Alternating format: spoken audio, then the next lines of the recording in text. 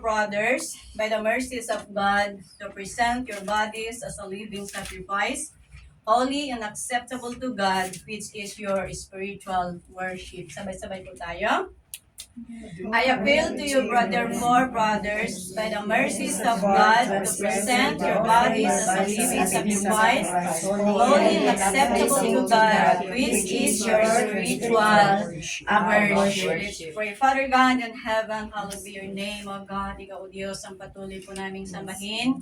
Ikaw, O Diyos, ang patuloy po naming purihin at itaas, O Diyos, sa araw na ito. Lord, we thank you, O God, sa mga bagay, sa mga dakilang bagay na ginagawa mo at gagawin mo, O Diyos, sa amin pong mga buhay, Panginoon. Maraming salamat dahil Ikaw, O Diyos, ang kumikilos sa amin. Maraming salamat dahil Ikaw, O Diyos, ang nangunguna sa bawat desisyon po namin, sa bawat plano po namin, at sa bawat gagawin po namin, O Diyos. At Lord, itaas ka namin sa oras na ito at oras na upang pakinggan po namin ang iyong mga salita. Naibasa na po ang iyong salita sa kalagitnaan po namin sa araw na ito, Lord God, and we need you, O Father God. Ikaw, O Diyos, ang pumilos, O Diyos, sa puso ng bawat isa sa amin. Bigyan mo sa amin ang tainga upang tainga na may spiritual understanding upang maunawaan po namin ang iyong salita sa araw na ito, Lord God. Because your word, O Father God, ay siyang ilaw sa amin pong mga tatahagin, O Diyos, upang kami makarating sa iyong tahanan, Panginoon. And Lord, we praise you and we bless you, O Lord God.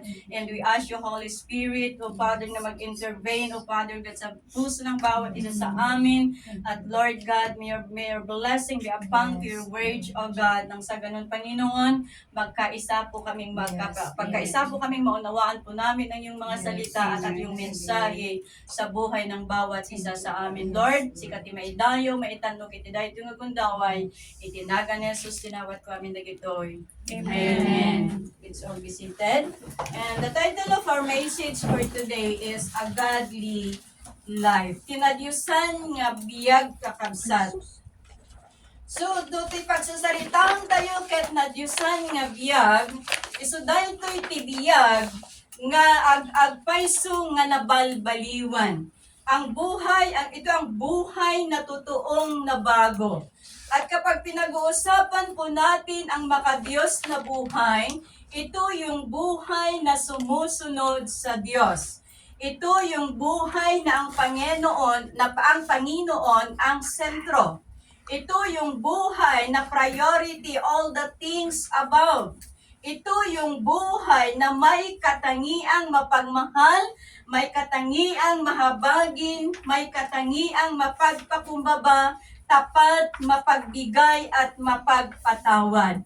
At ito rin ang buhay na nagre-reflect ang imahe ng Panginoon sa atin. At ang nais ng Panginoon sa bawat isa sa atin, mga kapatid, ay mabuhay po tayo ng makadiyos. That's why He sent His only Son to die for us on the Mount Calvary. So ang passage po natin sa araw na ito, mga kapatid, ay panawagan ni Apostol Pablo na bawat mananampalataya na nakaranas ng kahabagan ni Kristo na bilang kinahabagan ng ating Panginoong Diyos, we must present our bodies as a living sacrifice. Amen?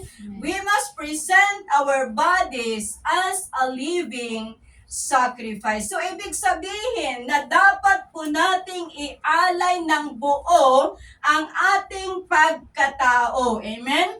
Ialay po natin ng buo ang ating pagkatao, ang ating isipan, pati ang ating mga kilos ayon sa kaluwalhatian at ayon sa kalooban at ayon sa layunin ng ating Panginoong Diyos. Na ang ating kalooban ay dapat nakahanay sa kalooban ng Diyos. Ganon din as we present our life to God, dapat din po nating ipagkatiwala sa Kanya ang ating mga plano, ang ating mga desisyon, at ang ating mga nais. At ito rin ang buhay that is set apart from the world influence. Ito po ang buhay as we offer our life as present our bodies as a living sacrifice. And also as we present our bodies as a living sacrifice, it also involves daily surrender and commitment to God. Amen? Na dapat po nating kilalanin ng ating katawan ay kasangkapan ng Panginoong Diyos for His service and righteousness. Ng ating katawan ay ginagamit ng Diyos para sa kanyang serbisyo at katwiran. So hindi lang po natin i-present our bodies to God as living sacrifice, but also holy and acceptable to God. So, bawat isa po sa atin, naisin po sana nating mabuhay ng may kabanalan at katanggap-tanggap sa ating Diyos. Amen? That our life live in alignment with God's will na naglalarawan ng purity, righteousness, and a desire to please Him. Because holy means set apart for God. If you have your chapter 12:14b, and without holiness, no one will see the Lord. So, tikayat ni Apo Diyos kadagiti so amin nga anak nakakabsat. Kat iso daytoy agbiag tay kumanga na santuan, agbiag tay kumanga na lentag iti sangwanan na. Nupay ti pa nagkita tayo kat narigat nga aramidan kakabsat, narigat ti agbalin nga santo, narigat ti agbalin nga nalintag, habang addaw tayo pala ang dito'y rabaw ti daga. Ngam addaw kumada di desire iti puso tayo, addaw kumada di tarigagay tayo nga iti tunggal aldaw, kat mapaspasaya at di kasasad tayo iti naldaw, nga di tarigagay tayo kumanga iti tunggal aldaw, kat isuko tayo ti biyag tayo kini Apo Diyos, nga iti tunggal aldaw, kat tarigagayan tayo nga sumansanto, kumaiti panagbiag tayo iti sangwanan ti Apo, nga kada tayo nga nalintag kat luminlintag pa'y kumamadaydayaw iti Apo. Hasta kumati tarigagayan tayo kabayatan nga makipagpag na tayo kini Apo Diyos. Tagsipot ako na ni Apo Diyos, awan ti makakita iti pagarian, uno awan ti makakita iti Apo, no awan ti panagsanto iti biyag tayo madaydayaw iti Apo. Iso nga iti biyag tayo iti inaldaw kakabsat. At da kumada dyan nasgad nga tarigagay dagiti puso tayo nga mapaspasan to ken mapalpalintag iti sangwanan ni Apo Dios. Even in 1 Peter chapter 1 verse 16, for the scriptures say, you must be holy because I am holy. Dahil tati kunan ni Apo Jesus kakabsat, kat iso dahil to'y kumatiagbalin nga karit kada tayo.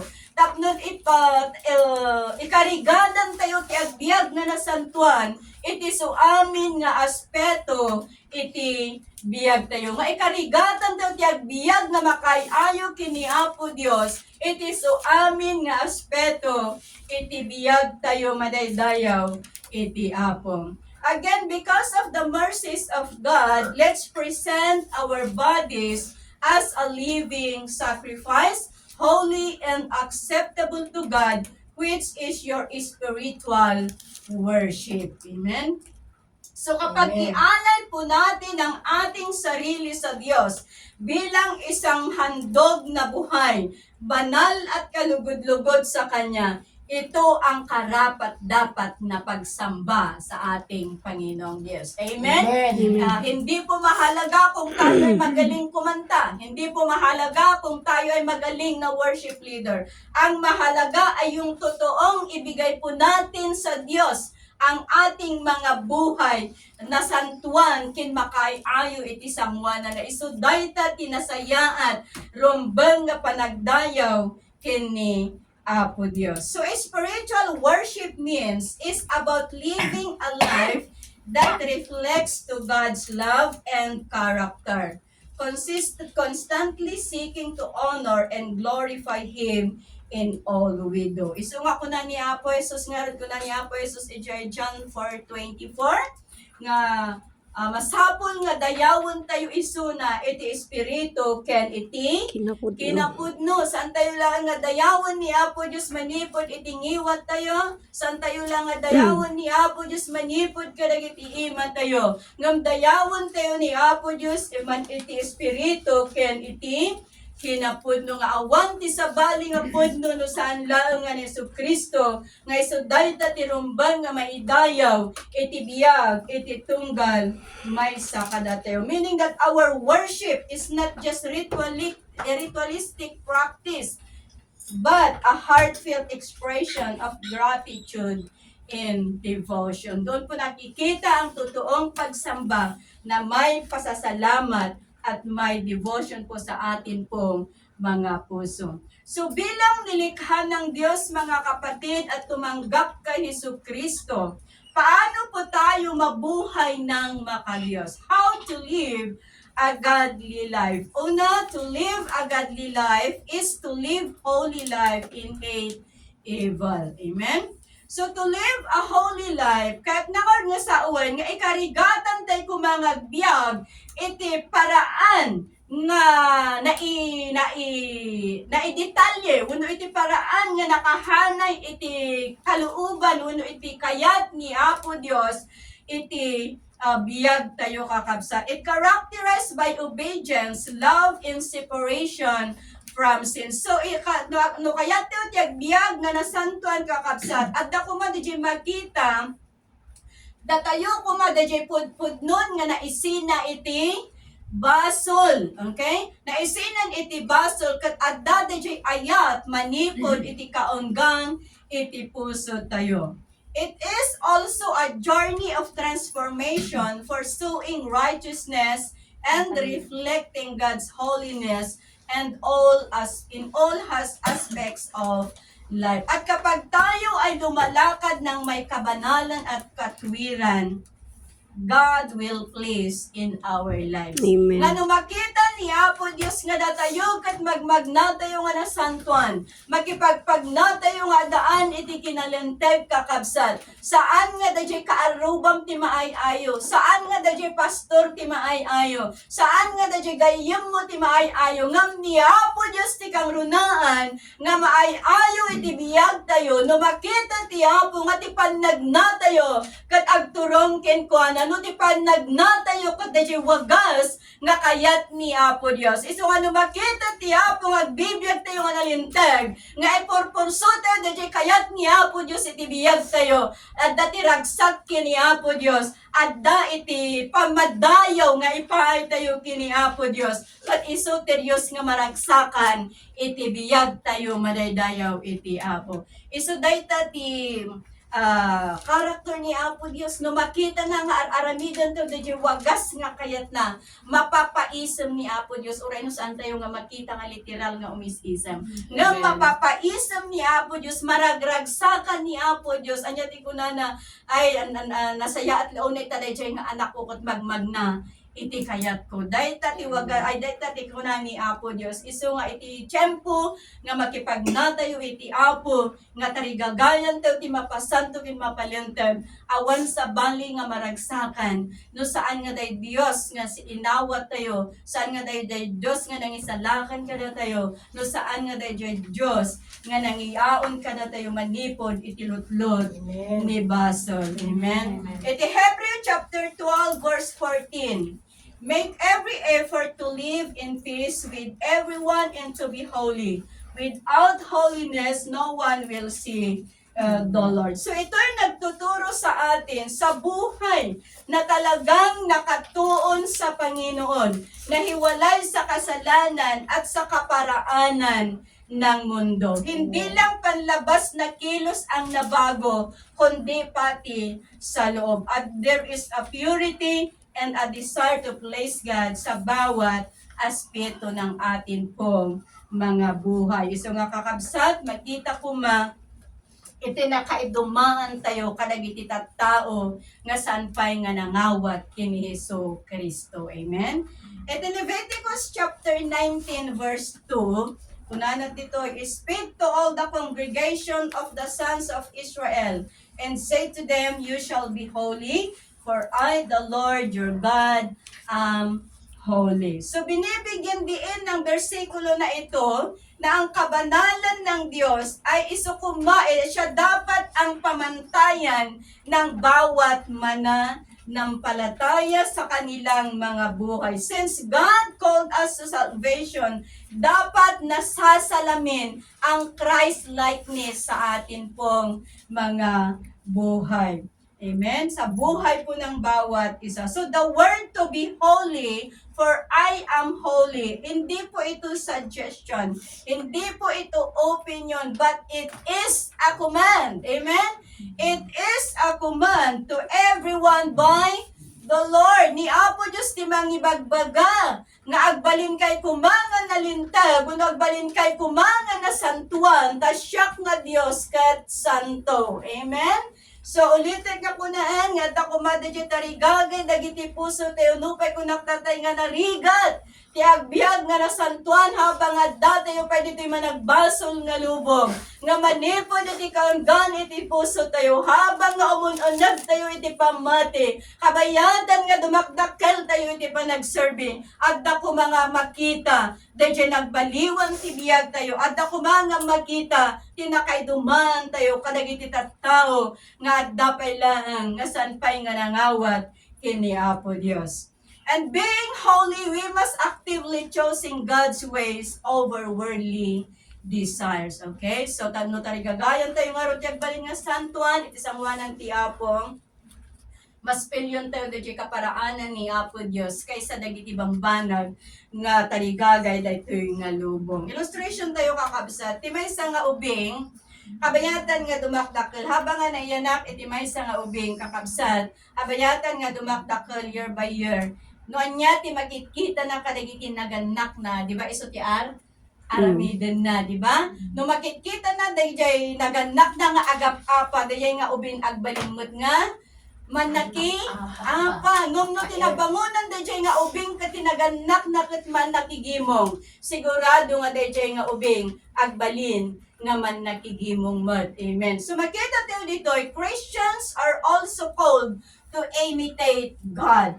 Tinawag na tayo ni Apo Diyos kakabsat tapnon tuladan tayo ni Apo Diyos. Amen. Do saan tayo nga agbalin nga Diyos na may salang isu na nga Diyos. Ngam tuladan tayo ti kasasaan wano jay agsipod ta pinarswan na tayo ni Apo Diyos kas kaasping na nga rod. No anya ta jay characters ni Apo Diyos kat ni Apo Diyos iso kumamot iti characters iti tunggal may nga ti makikita tayo nga kasasaad wano characteristics ni Apo Dios iso kumamot tituladan tayo manaydayaw iti Apo ket ammo tayo nga ni Apo Dios ket managayat. Amen. Amen. Saan nga marukod dayjay panagayat na iti tunggal maysa kada tayo kas anak na nga rod kakabsat tuladan tayo mo ti kinamanagayat ni Apo Dios. No man pay saan tayo nga maringbawan, ngam no kasanod panagayat ni Apo Dios kada tayo, hasta kumamot ti ayat, nga ipangay tayo kadagiti sabsabali, nga tattao madaydayaw iti Apo. Gapo iti saan nga marukod nga ayat ni Apo Dios kada tayo, pinakawan na tayo sa kabila ng marami nating kasalanan.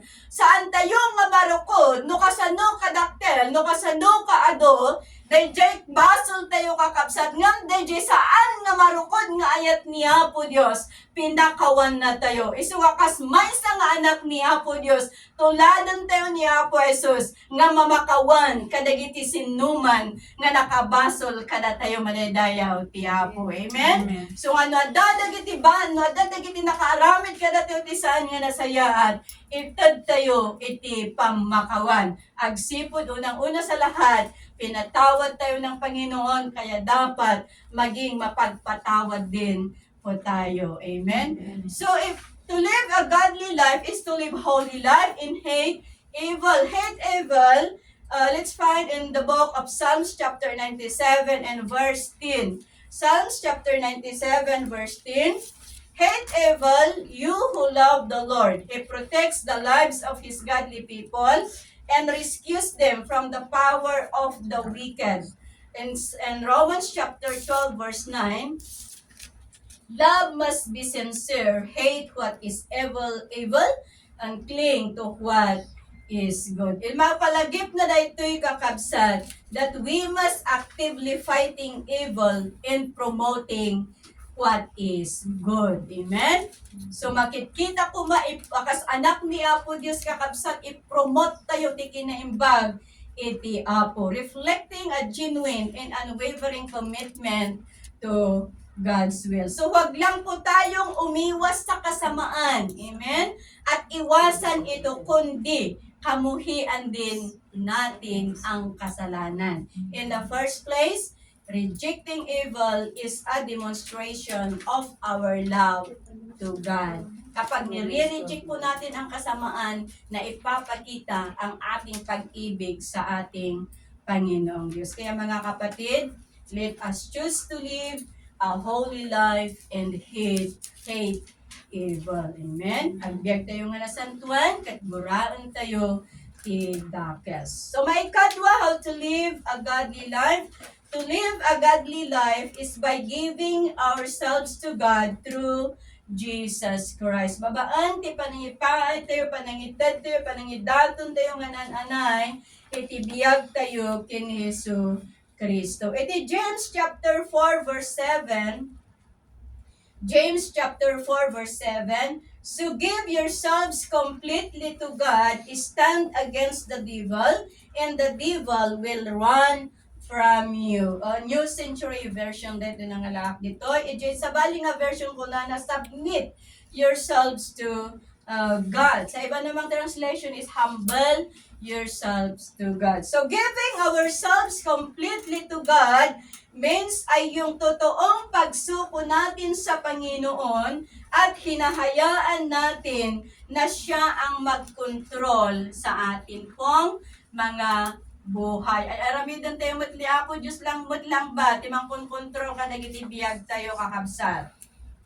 Amen? So giving ourselves completely to God also involves sacrifices. Kailangan po nating isacrifice, masapol nga isakripisyo tayo kakabsat, dagiti desires tayo, dagiti plano tayo, dagiti ambisyon tayo, nang runa, no, dagiti nga plano, kat saan nga maikanatad, ijoy kayat ni Apo Dios. Iso nga masapol nga isakripisyo tayo, gagitoy nga plano, no saan nga iso ti kayat ni Apo Dios. And giving ourselves completely to God, ibig sabihin na lahat ng ating kilos at isipan ay dapat naka-align din sa will ng ating Panginoon. Amen? And one more thing, in giving ourselves completely to God, we must stand against the devil. So sa madaling sabi, we must continually resist evil and temptation through our faith and spiritual practices. So may mga paraan po tayo dito for us to resist devil. Una, praising God. May isa nga wagas nga panang resist tayo.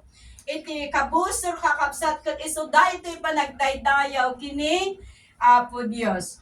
To resist, kapag ang mga anak ng Diyos ay nagkakaisa na nagpupuri sa Kanya, ano ang gagawin ni Satanas?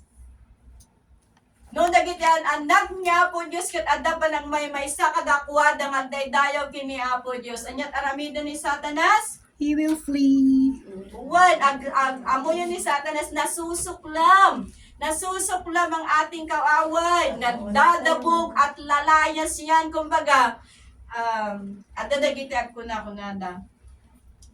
Medyo narigat ka nung di talikod ti pagtugawan. Apay, kanarigan.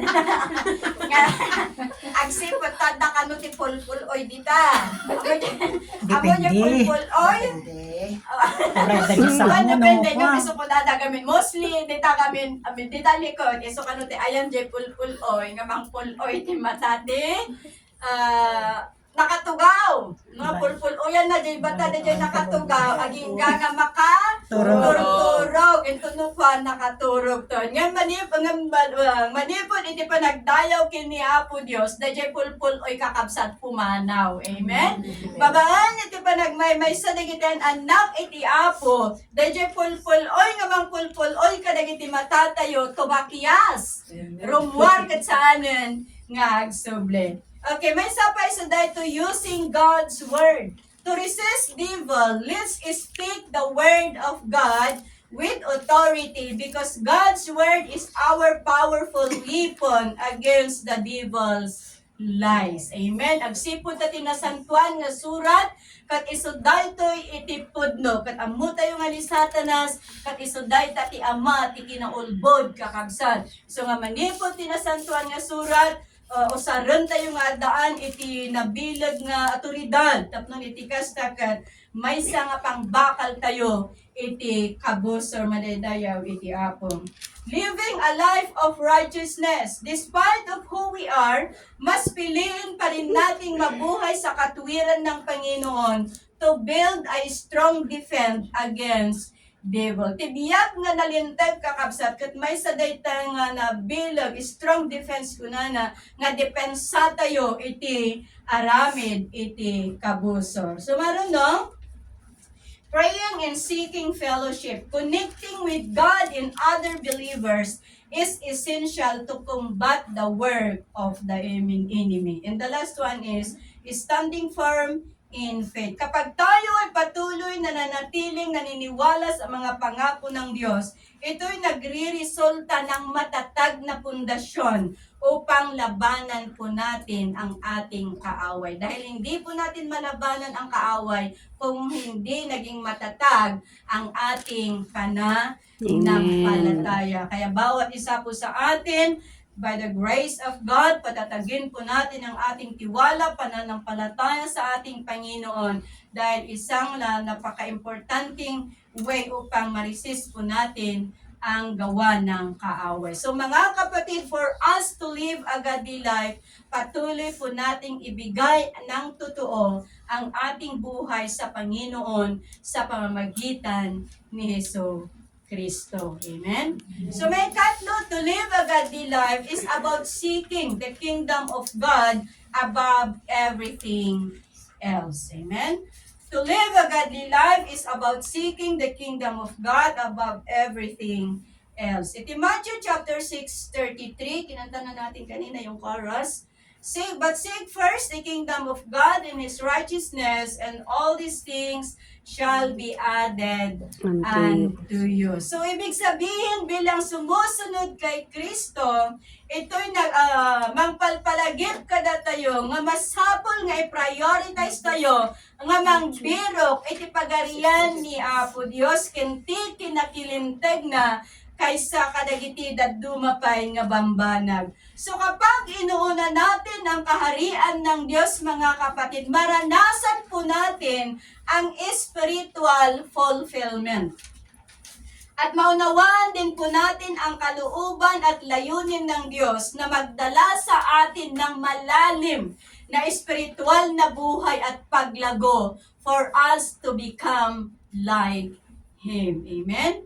So kapag inuuna natin ang kaharian ng Diyos, kahit uray no adda tayo iti daytoy managbasol nga lubong, uray no adda tayo iti daytoy napakagulgulo nga lubong kakabsat, iti kaunggan iti puso tayo addalat ta daji kapya ken joy kadagiti biyag tayo. Amen. Sabi ng worship leader, in the presence of God there is peace. In the presence of God and there is joy. At haan tayo nga mabirukan iti joy ken peace, na awan tayo iti sidong ni Apo Dios. Isu nga unaan tayo nga birukon ti pagarian iti Apo, tapnon iti kasta, maranasan tayo di joy peace, nga magapo ken ni Apo Dios, mapadasan tayo maadda kada tayo di joy, nga agapo iti Apo.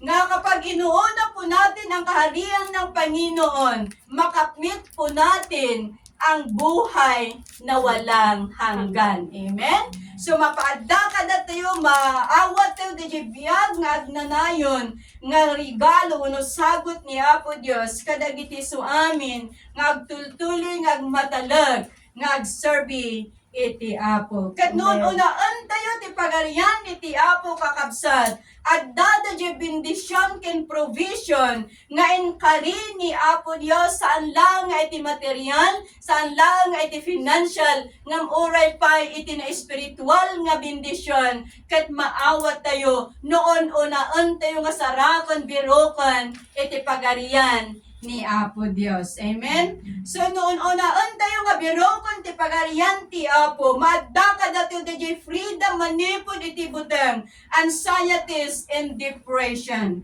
Kat noon unaan tayo ti pagarian ni Apo Dios kakabsat, at dati empowerment nga maipaay kada tayo, walking in the Spirit and resisting the desires of the flesh. So ti katulungan tayo nga mang-resist iti naindagaan na tauan nga tarigagay iti lasag tayo madaydayaw iti Apo. At kapag priority din natin ang kaharian ng Diyos, there is guidance and deeper revelation nga magapu kini Apo Dios at dadi di panangigiya at dadi di naununeg nga panangipalgak ni Apo Dios nga noon unaan tayo iti pagarian ti Apo at dadi di nalawlawag nga mangeg tayo di boses ti Espiritu Santo kada tayo madadayaw iti Apo. And one more thing is kapag inuuna natin, kapag priority po natin ang kaharian ng Panginoon, ito'y maging daan sa totoong transformation. Amen? Drawing us closer to Jesus and having intimacy with God. Kaya unaan tayo iti pagarian ni Apo Dios at adda nga mapadpadiket at adda nga mapaas-asidag dayjay relasyon tayo ken ni Apo Jesus madaydayaw iti Apo. So nga ayatan nga kakabsan iti biyag nga nadyusan masapol nga birukon tayo nga kankanayon iti pagarian ti Apo above all else. Amen? Amen. So the last one is if we live a godly life, it guarantees answers to prayer, divine protection, favor, long life, and eternal life. So dadagitoy ti magunodan tayo, garantisado nga magunodan tayo kakabsat, no agbiag tayo nga nasantuan, iti imatang ni Apo Dios. So if we live a godly life, it guarantees answers to prayers. In Mark chapter 11 verse 24, therefore, I tell you, whatever you ask for in prayer, believe that you have received it, and it will be yours. Nungarod ka kabsat, no agkararag tayo, adda kumadejay unwavering nga pamati, iti tunggal maysa kada tayo, believing that God is capable of answering all our prayers according to His will. Nga sungbatan amin ni Apo Jesus ni Apo Dios dagiti kararag tayo ngem according iti pagayatan na laang. Dagiti kararag tayo nga saan nga nakalinya iti pagayatan na saan na nga sungbatan. Sungbatan na ngem agbalin nga negatibo isungbat na. So if we live a godly life, it guarantees divine protection. It is Psalms chapter 23 verse 4.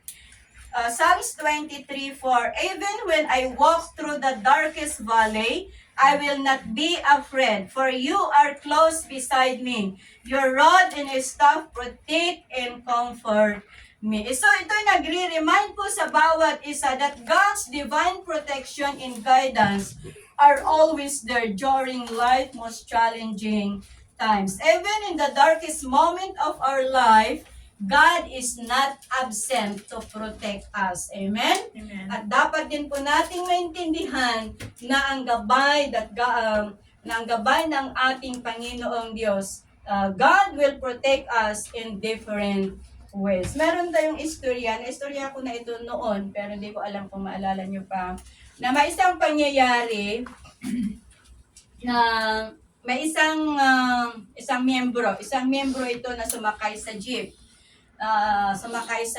Then nung pag-usad ng sasakyan, medyo malayo-layo pa yung dapat niyang babaan. Medyo adayo pa ang DJ dapat nga bumabaan na nga itapagdarikmat at datinangag na nga boses nga bumabakan.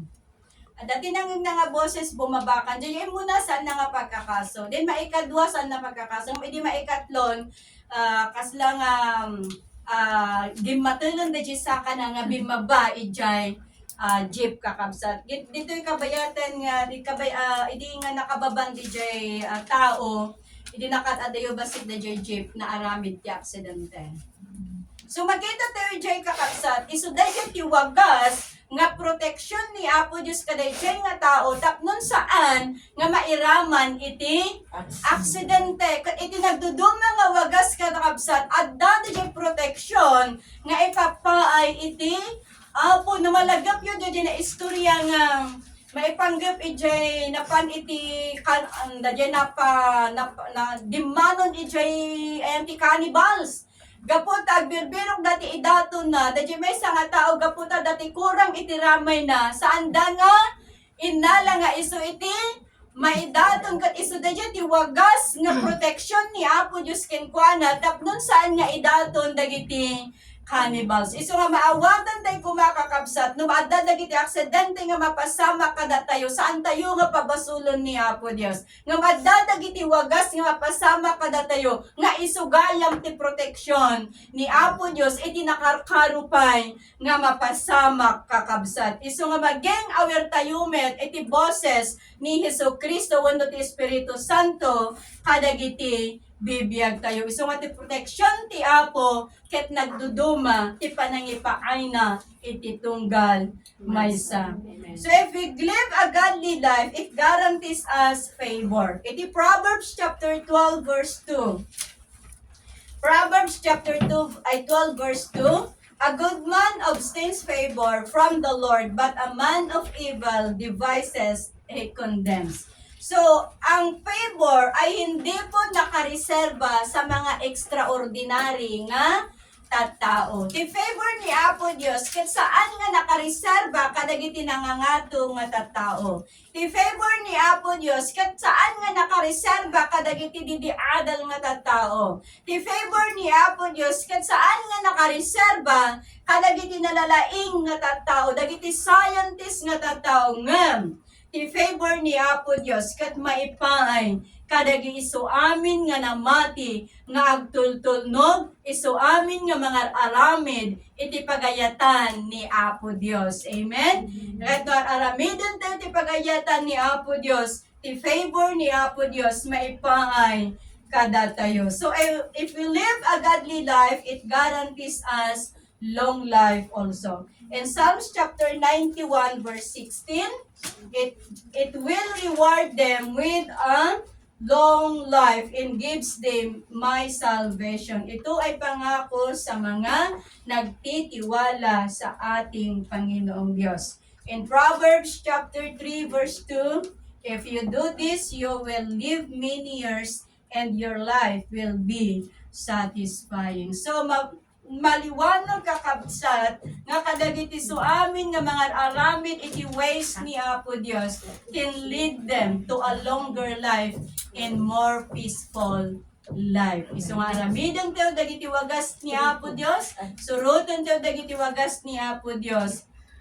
Naman pa iti biyag iti tunggal may sa kakabsat ket adda di makunkuna nga lifestyle, adda di patenggana ng sinasantuan nga surat dayta nga ati dog nga biyag ket ipaay na kadagiti tattao nga kayat na nga pangipaayan nga mga aramid kadagiti wagas ni Apo Dios iti biyag na iso nga yaten nga kakabsat. If we live a godly life through Christ Jesus, we have eternal life. Iso nga agpatuloy tayo nga agbiag nga nasantuan, agpatuloy tayo nga pamuli kini Apo Dios. Ta iti nagdawal daw makibakbakal tayo iti aramid iti kabusor kakabsat hasta ti biag ti maysa nga Kristiyanos, and every single days we are in a battle, okay? Battle in our flesh, battle in our mind. Nagdudunga nga klase ti battle nga sangsangwan tayo iti biag tayo kas maysa nga Kristiyano. Ngamnupay kasta kakabsat iti tunggal aldaw nga makibat battle tayo, makibakbakal tayo iti kabusor. Tarigagayan tayo latakuma dayjay mapaspasan to, mapalpalinteg ket tarigagayan tayo kumatyag biag nga makadiyos iti sangwanan ni Apo Dios. Saan tayo man nga agbalin nga perfecto kakabsat ng kastay kunakon, tarigagayan tayo ti mapaspasayaat nga kankanayon iti sangwanan iti Apo madaydayaw iti Dios. Iso nga yaten nga kakabsat kalooban po ng Dios na lahat po tayo ay mamuhay ng makadiyos na buhay. Subalit dapat po nating maintindihan, masapul mo't nga maawatan tayo kakabsat Ngano agbyag tayo iti makadiyos nga biyag. Hanna nga kayat nga sa uwanan, nga agbalinin nga magaan amin ang iti biyag tayo. Hindi ibig sabihin na maging magaan ang lahat sa buhay po natin. Na kapag if you live a godly life, hindi ibig sabihin na wala ng problema. If you live a godly life, hindi ibig sabihin na wala ng pagsubok, na wala ng hamon na ating haharapin. Dahil minsan kakabsat, the more we get closer to God, the more Satan will attack us. Isuday ta ti kasasaad tayo kakabsat, nga habayadan nga dumadagkat tayo, mapadpadikkat na jay relasyon tayo kini Apo Dios. Di tamot nga effort ti kabusor, tapnon madadahol day ta nga relasyon tayo kini Apo Dios. Isu agbalintay ko mga agbalintay ko mga watchful kada iti mapaspasamak iti biyag tayo kakabsat. So if you live a godly life, darating pa rin ang mga pagsubok sa buhay. But God promised to guide us, to strengthen us, to overcome those impossible situations we face. Amen?